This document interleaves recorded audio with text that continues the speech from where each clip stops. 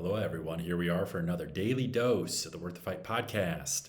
Did you know that 10 million Americans reported microdosing in 2025? That was just in, hot off the press a few days ago from the RAND Corporation that had run a kind of a poll, and that number is up from 8 million, I believe, from 2023. So this is mushrooming in our collective. And I want to take a moment right now with this mini dose to break down what is happening, why this is happening, why is there this surge of and this renewed interest in microdosing and macrodosing, psychedelia in general, and where is this leading us, and where is the opportunities within this movement that's happening, this cultural phenomenon that's happening right now in real time. I'm recording this on January 25th, and very, very excited about this development. And every week it seems as though I see positive data points and signals moving in the right direction. And again, we're going to do a deep dive here around microdosing. Well, first off, what is microdosing? Microdosing is when we are taking a micro dose of a psychedelic medicine. Per Dr. Jim Fadiman, it's 5 to 10% of a peak or high dose or ceremonial experience. In my integrative coaching practice, I find that, and I'm working with, and at this point I've guided over 200 people through my magic and microdosing mentorship programs. And I've been working with psilocybin and LSD, and we utilize the boosted plasticity to deepen into the integration practices of meditation and breath work and journaling our thoughts and sleep optimization and all the things I get really excited about, we talk about here. And liberating trauma, and moving our bodies.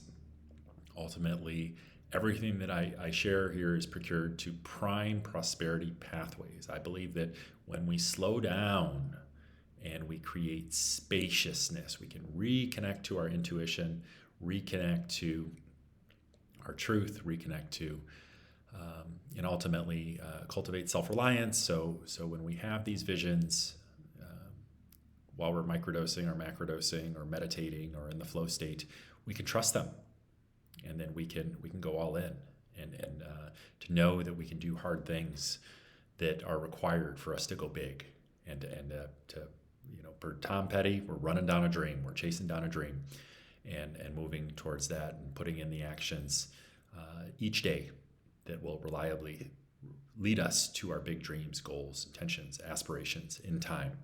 So again, this all started the microdosing started when Dr. Fadiman wrote and released his book, The Psychedelic Explorer's Guide. In it, he showcased 8 or so microdosers that were microdosing for a myriad of different reasons, for boosting mental health, for getting off the pharmaceuticals, for boosted mood and energy levels, for deepening their spiritual connection, and lastly, for boosting their cognition and creativity. And that's when the Silicon Valley tech culture got a hold of this, and the rest is history. It's thought that a third of our C-level Silicon Valley executives are microdosing to, again, boost cognition and creativity, to help them access the flow state, where I've done a whole episode on flow, where we're massively elevated productivity, creativity, and learning. And microdosing and macrodosing are tied to the flow state. And so that all happened in 2011. I think the big key moment in the microdosing movement was when Dr. Fadiman was on the Tim Ferriss show in 2015. I remember that was one of the first signals that Tim Ferriss is a major podcaster, and for him to get on, for Dr. Fadiman, Dr. Fadiman was dosing people with LSD in the 1960s when the government crackdown came. And again, I did have Dr. Fadiman on my podcast, Worth the Fight podcast number 95. Please check that out. It was one of the most meaningful conversations of my entire life, to push these edges with a living legend, and to again hold back no punches as to what these medicines are, and the incredible capital P possibility. And again, to have a living legend, the godfather of microdosing, on the podcast was truly an honor. And again, that was Worth the Fight podcast number 95. So before Dr. Fadiman wrote and released the Psychedelic Explorer's Guide, again, that was 2011, microdosing was not a thing. This was not part of the cultural conversation. This was not in the zeitgeist.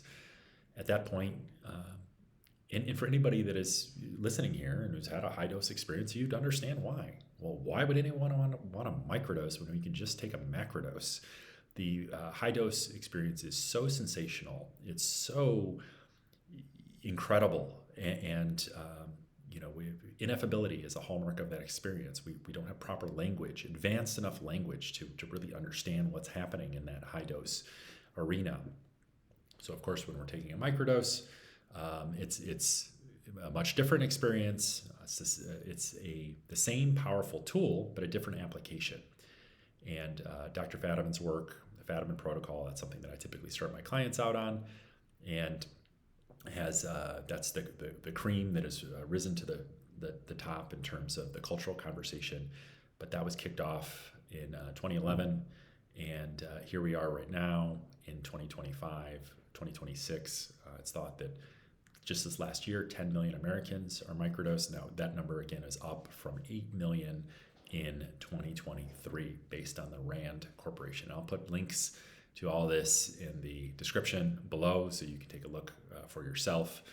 Fascinating, and I'm going to do a deeper dive around that as well. And the 10 million microdosing Americans, primarily it's psilocybin and LSD. These are the classic psychedelics that we have the most data on, and we know that at as little as 6 micrograms, we know that from Dr. Harriet DeWitt's laboratory at University of Chicago, that produces a noticeable neuroplasticity response. And again, people are microdosing psilocybin or LSD. We start low, go slow, take time off. That's the supreme mantra of this movement, whether we're microdosing or whether we're macrodosing. And why are we doing this? Why are we microdosing? Why is this mushrooming in our collective consciousness as we speak? I believe because we're fed up with the alcohol. The alcohol is something that we're drinking less than ever before. Teenagers all the way up to people in their 80s and 90s are drinking less than they've ever have, probably since Prohibition in the 1920s. As the neuroscience community is retelling the story, or there's updated science around the toxicity level of alcohol. It's being portrayed as a highly carcinogenic neurotoxin, so we're not imbibing in as much alcohol. We want to feel good in our bodies. We're ditching the pills. People are sick and tired of being sick and tired with the pharmaceuticals. They're not working. And again, people want to feel good in their bodies, and they want natural medicines. At this point, I've guided over 200 people, again, in my Magic and Microdosing mentorship programs, and many of the clients that I've served have wanted to get off the pharmaceuticals. They want to feel again. They want deeper connection. They're tired of feeling, again, sick and tired, and feel like they're holding themselves back and maybe stunting their emotional development by not feeling all the feels. And yes, there's a time and place where pharmaceuticals can be helpful. I know when someone's in an acute crisis, that can be a major blessing, but it's kind of a tricky business model because people often need the help acutely, but then they get stuck on these pills, these SSRIs, SSNI. They get stuck on the pills, and then they're very hard to get off of the again, psych meds. So that's a big problem, and it's a big challenge. And people sometimes use the microdosing.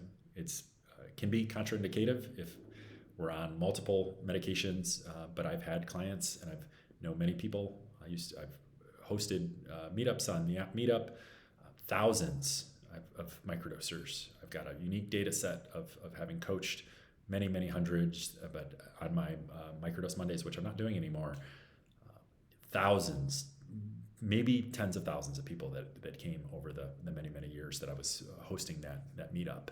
And a lot of people were getting off of their pharmaceuticals with psilocybin. It was helping them to titrate and to break that addiction. It's an addiction nonetheless. It's a state-sanctioned addiction. It's hey, here, have your pills so you can, be a good little worker and to show up and contribute to society. But there's often no plan to get off of the pharmaceuticals. And there, again, people get stuck on them, and then it's 10 years, 20 years where they're, so this is a new path. People are sick and tired of that feeling. They want to feel good in their bodies. They want creativity. They want boosted cognition. They want prosperity pathways. And the microdosing with the aligned synergistic practices will help people to cultivate just that from within. They're reconnecting to their intuition, rebuilding self-reliance. The big leverage point here is the neuroplasticity, again, our brain and our nervous system's ability to change to internal and external conditions, and how we can rewire our brain and our nervous system from maladaptive settings of anxiety and depression and trauma to ease, to confidence, to peace, to clarity, to flow. And I believe that these medicines, they help us get to the root. Certainly the high dose, aggressively, like the ayahuasca that I had back in 2015, aggressively got into my nervous system to confront the unprocessed childhood trauma that was garbled up in my nervous system. And that helped me to move through that and to heal and to liberate that energy. But on the microdose level as well, it could be just as powerful, if not more powerful, when we are microdosing with journaling and a commitment to connecting to our breath via meditation practice or a breathing practice, when we're utilizing the boosted mood and energy levels to get outside and get that morning sunlight and to get that walk after dinner and to maybe hit the gym or to start where we stand, do what we can.